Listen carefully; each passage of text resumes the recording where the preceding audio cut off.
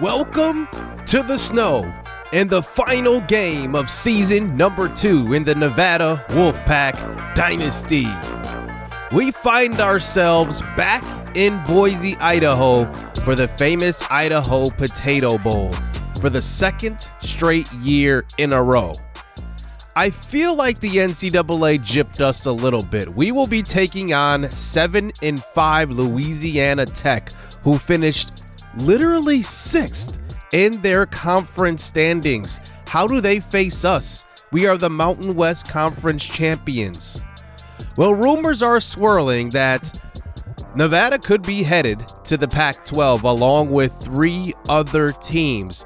So that is looming over the program. Is that enough to keep some of these players with deal breakers around?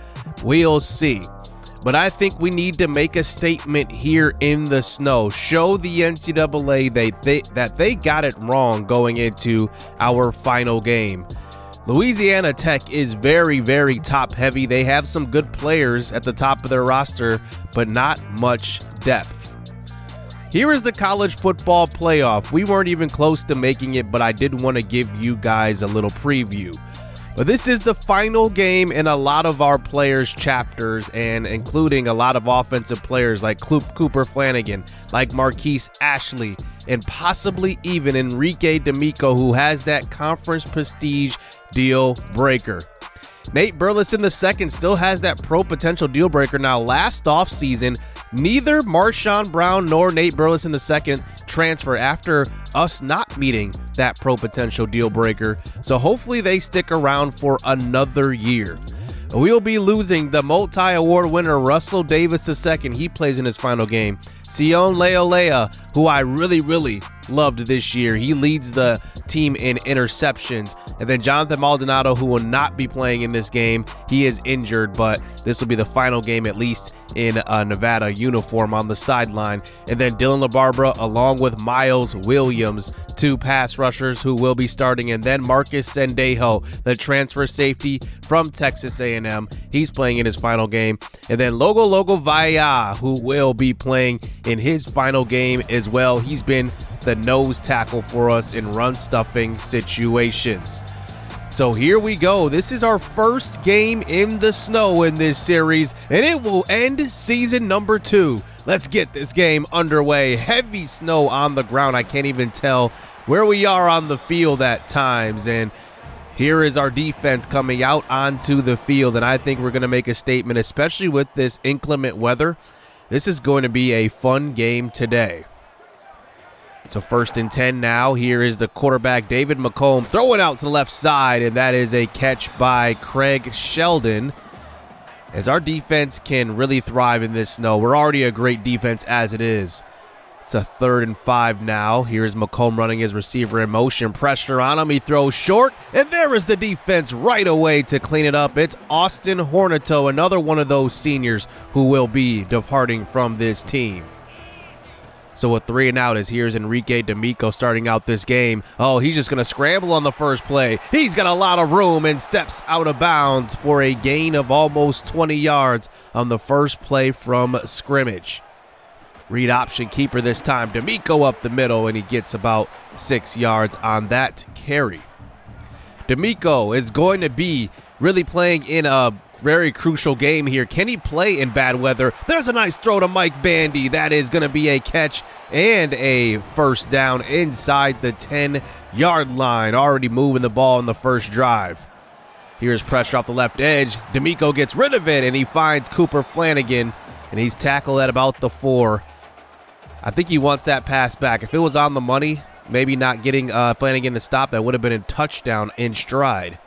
3rd and goal now. Here's D'Amico throwing to left side. That one is tipped around, and I think he had an open slant route, but take a look at this. I wanted to show this. I don't do this too much. The slant route was open, but look at the quarterback guarding David Lacouture. Look at the boost he gets right when the ball's in the air. That's just ridiculous defense and probably terrible animation. And now here we go. 4th and goal here at the 4. We're going to allow him to go for it. Be aggressive here in this game. Here's D'Amico. He's going to take it himself with his legs. It's a touchdown.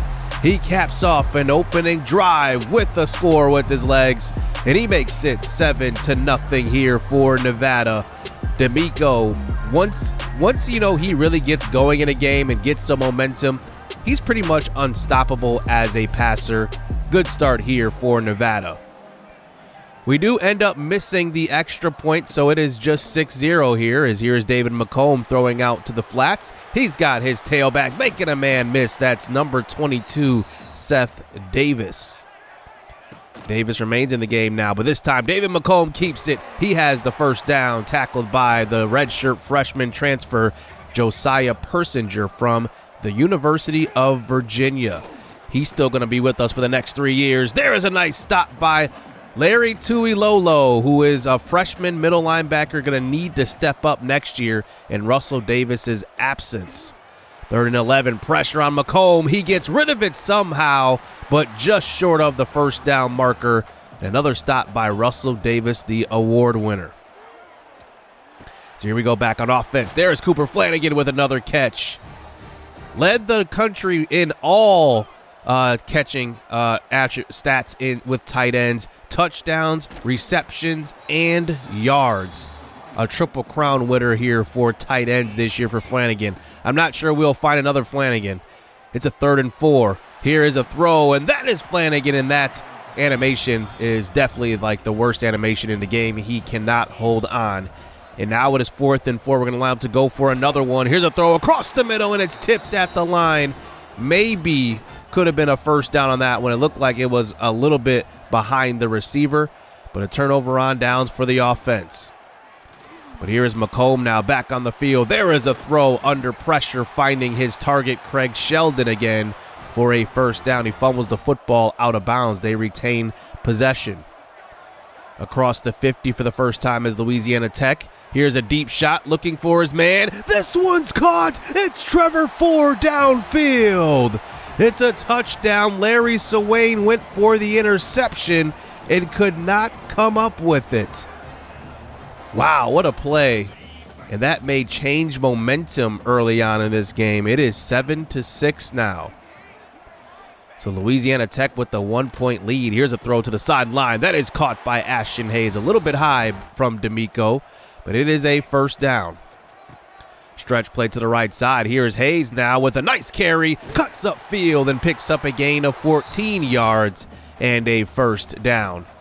Throwing the football hasn't been too tough so far, but we do want to go to the ground game as well. Here's a throw across the middle, and as soon as I say that, Marshawn Brown was wide open, and D'Amico cannot hit him.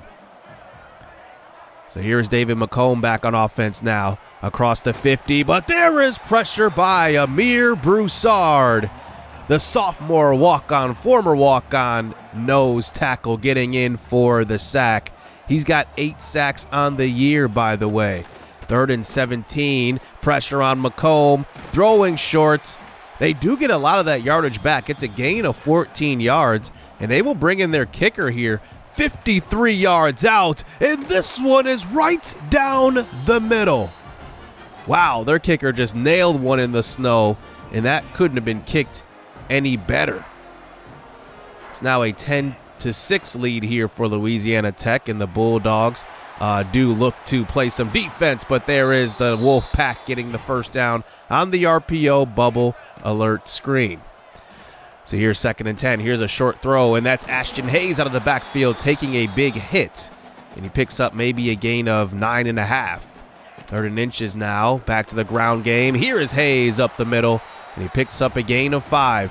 I want to make sure Hayes does get playing time because throughout this year, David Lacouture has been getting all of the carries. As here's a throw to left side. That is going to be a catch.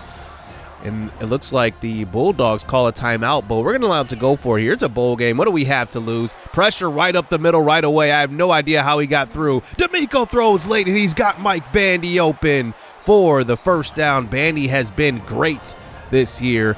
5 touchdowns to his name as a true freshman.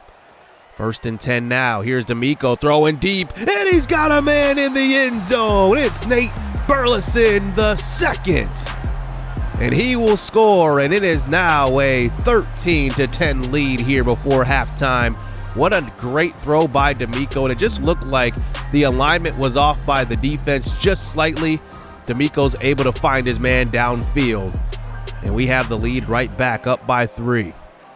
Under a minute to go. Here is McComb under pressure. He goes down. It's Eric Sendejo capping off a nice sack in a bowl game by a All-American freshman season. Almost gets a second one here on a 3rd and long, and it's knocked down. It's Josiah Persinger. And we will go into halftime with the 13-10 lead. Defense has been playing pretty good besides one long play given up after Larry Swain missed that interception. But we're looking to cap off season number 2 with a nice bowl victory, and it'll be our 2nd straight bowl victory in this series so far. So here we go, second half action for D'Amico at quarterback. He's going to dump it off short. LaCouture has the catch, and he is stood up just short of the first down marker on that play. He remains in the game at tailback. And now we give it to him, and it's a big hole for LaCouture, making a man miss as he gets tackled right at the logo at the 50-yard line. And it is a first down, his longest run in a very long time, by the way. That's one thing I want to clean up going into his sophomore year. He's got to bust out some more long runs as D'Amico's under pressure, bringing it to a 3rd and 9. Here is Reese Honda out of the backfield. It's the senior fullback in the game for a catch here. A gain of 18 yards for the first down. He's still in at running back now for pass protection purposes. Here is Marshawn Brown who catches that one. It's a gain of 8. We're in field goal range here. Ashton Hayes with the carry, and he gets the draw play. He's got 5 carries today for 36 yards. This time a read option for Enrique D'Amico inside the 10. And now we're threatening to score again to open the 3rd quarter. Burleson running in motion this time. D'Amico throws to left side. Burleson's wide open. He jukes inside, breaks the tackle, and gets tackled from behind. And now he's inside the 5. It's a 3rd and goal now. A quick throw. This is Marquis Ashley. He holds on to it, gets to the 1-yard line, and we're going to allow him to go for it here. Ashton Hayes in the backfield, and looks like Enrique is trying to get the defense to jump offside here. And there is a carry. It's Ashton Hayes, and he's stopped behind the line by Jaden Mankins. And now they start out their next drive at the 1. Little RPO. Here's a deep shot down the left side, and it is caught. Trevor Ford beating Sion Leolea. We did run commit to try to get the safety right there, so that definitely didn't help. Here is David McComb now. He gets a gain of 5. And now at the 31. It's a 3rd and 5 now for Louisiana Tech. Here is McComb under pressure. He goes down. And look who it is. It's number 90, Terrell Ebron. Ebron was a guy we had redshirted the entire year. Finally gets in here in the bowl game. I definitely want to get our young players some playing time when we can. So here we are back on offense. It's David LaCouture. And looks like he is shaken up a little bit. We will give him a little breather. Ashton Hayes comes into the game. Pressure on D'Amico, and he is hit. And he is shaken up on this play as well. So Louisiana Tech gets possession here towards the end of the 3rd quarter. It's still a 3-point game here as we enter the 4th off of that carry. It's a loss of 1 stop by Nevada. McComb now throwing short this time to a crossing receiver that time. Picking up a gain of 8, maybe 9. Bringing it to a 3rd and short. Handoff this time, and there is a tackle behind the line by Marcus Ratcliffe, the senior transfer safety. And they bring in their field goal kicker. Made it from 53 earlier. This is from 51 from the right hash. And the kick is off of the upright. And this time, it's no good. So he made it from 2 yards further from the left hash. This one from the right hash, he can't nail it through. So here we go back on offense. Here is Nate Burleson creating some separation and picks up the first down on that throw. D'Amico now close to the 50. He throws to the right side. Out of the flats is Ashton Hayes. He makes a man miss. Actually, he didn't. He gets brought down. It's a gain of 12, and Enrique D'Amico is shaken up on the play. So in comes Chet Harper at quarterback, presumptively going to be the starter going into next year if D'Amico does end up transferring, and he finds Flanagan on the first pass of the game for him, and he picks up a big first down. That's a gain of 20 yards. We decide to keep Harper in the game now to preserve, D'Amico's health here. Here is Harper getting him some playing time. Here is Burleson, and he had a lot of space on that catch and run. He picks up a gain of 8. 2nd and 2 now at the 3. Handoff. It's Ashton Hayes who finds the crease, and he walks in for the touchdown. And the Wolfpack now have the 10-point lead. And in this snow, it seems like a 10-point lead feels like a 3-score lead. It's tough to move the football in these conditions.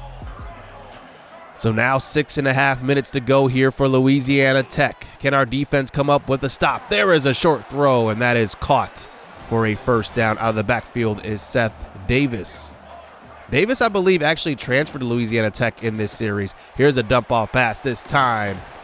It's only going to pick up a gain of 4. Miles Williams, the senior edge rusher there on the tackle. It's now 3rd and 6.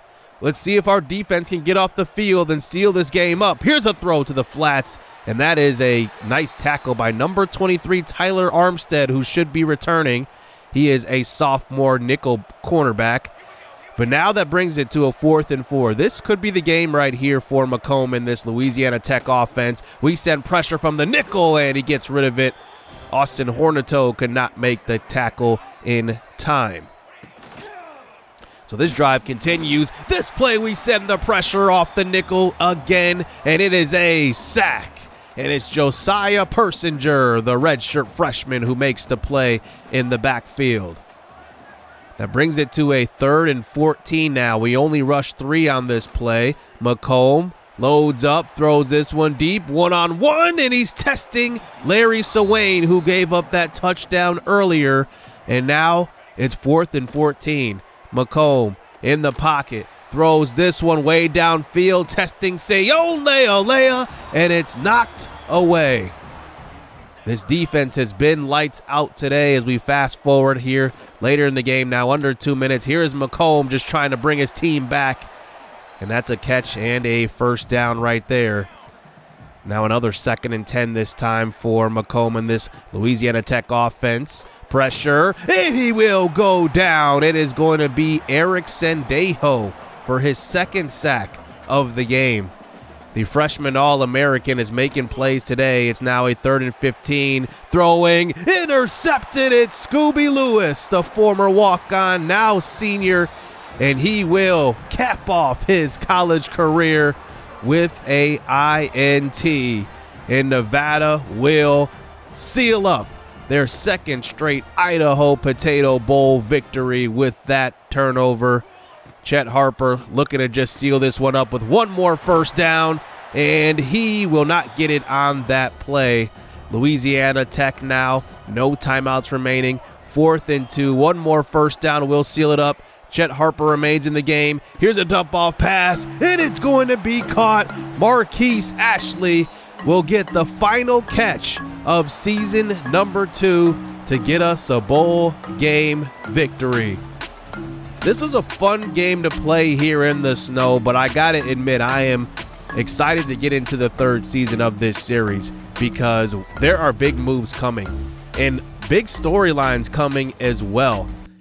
Is Enrique D'Amico going to stick around for his sophomore season at least? We know that conference prestige is his deal breaker. And does he know we are going to the next conference? We'll see if we get him to stick around. Then, what is our team going to look like next year led by Chet Harper potentially? Are we going to have Nate Burleson and Marshawn Brown potentially transferring with pro potential as their deal breaker? And are there any surprise players who will be transferring? That is also a possibility. But we were an 11-3 football team this year, winning a conference title. I would think that's appealing enough for guys to stick around going into the offseason. We did not make the college football playoff, but I got to admit, we were actually semi-close. At the end of the year, we were ranked, and eventually we lost to UNLV. That probably ruined our chances, but I'm not sure we would have made it anyway. Our strength of schedule probably was not good enough. Boise State gets a new head coach, and they will take on the head coach from San Jose State. And Wisconsin will also get a new coach in Mark Stoops. I want to kind of highlight those teams. So let's just take a look at who is going to be leaving before getting into the offseason. And wow, Enrique D'Amico does end up transferring. Very low persuasion chance. We will not persuade him in this episode. We will reserve that for next episode. But I do have hope that his persuasion chance is very low. It's not extremely low, and it's also not none. So we do have a chance to bring back Enrique D'Amico. I do want to see his full potential reached here, and I think he can reach it here with the Wolfpack. Hopefully he decides to stay. But the big surprise, Ashton Hayes is leaving, but Chet Harper is also leaving due to playing time. So if you get a player like Chet Harper, if you sit him on the bench, his deal breaker might change to playing time despite it being proximity to home. So we are going to have some work to do. Can we get one of our two quarterbacks to stick around, or will both of them be headed out the door? But a lot of other depth players end up transferring, guys that I was hoping to have an offseason with to progress. And it looks like a lot of guys are going to end up leaving this year. So we have a lot of work ahead of us heading into our third season of this series. Can we convince one of our quarterbacks to stay? I don't know. It's going to be a tough job, but it's possible that both of them could be out the door. Hit subscribe, and I hope you enjoyed season number 2, and I'm excited for season 3. It's going to be a fun off season as well. The things that could happen here are endless. Hit subscribe, hit that like button, stay tuned. Let's get it. Let's go.